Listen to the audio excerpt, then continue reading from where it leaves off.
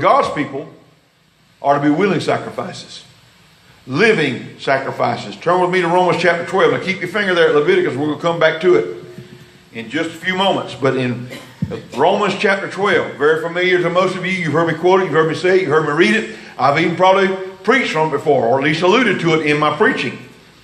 And Paul says this in Romans chapter 12, verse 1. I beseech you, therefore, brethren, by the mercies of God, that you present your bodies a living sacrifice, holy, acceptable to God, which is your reasonable service. And do not be conformed to this world, but be ye transformed by the renewing of your mind, that you may prove what is that good and acceptable and perfect will of God. Now, Paul is saying, when he uses that terminology, I beseech you, is strong terminology. He's saying, I appeal to you, brethren, and beg of you.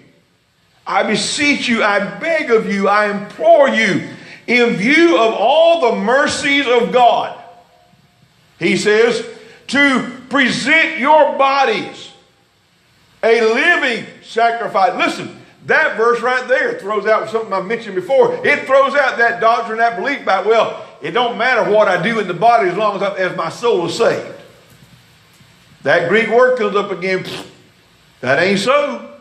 It matters what you do, body, soul, and spirit. Why? Listen, the Bible says God's concerned about everything that touches our life, body, soul, and spirit. And Paul says here, I pray, I beg you, I beseech you, in view of all the mercies of God, present your bodies. He didn't say present your spirit, present your soul. He said present your bodies. A living sacrifice, he says. In other words, he's saying this: make a decisive dedication of your bodies. That's why when we abuse our bodies with alcohol, when we abuse our bodies with drugs, when we abuse our bodies but by other means that we abuse our bodies sometimes with food and things like this, when we abuse our bodies, we're doing a disservice to God.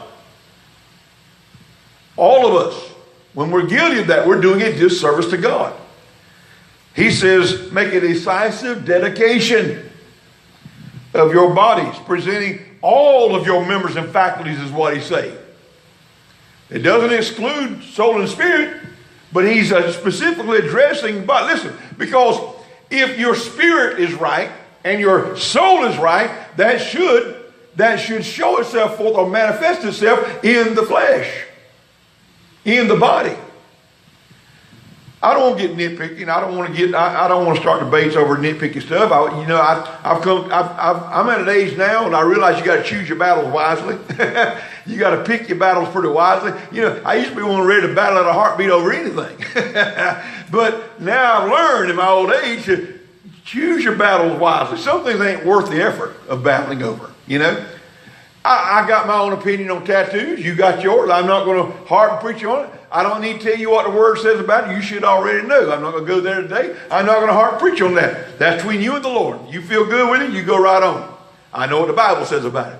Piercings, another thing. And various things that people do with and to their body that I think the Bible expressly speaks against. But, you know, look, I do also understand this, that someone who has tattoos and stuff, many of them most times weren't saved when they got them. And so I know that God forgives the tattooed person. He'll forgive them. Like I said last week, when you get saved, you didn't have a change of clothes whenever you got saved.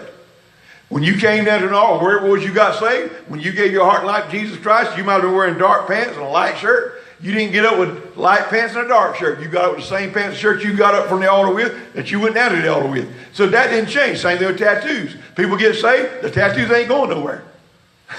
So, you know, I still believe that people, that their salvation is just as good to go as anybody's is.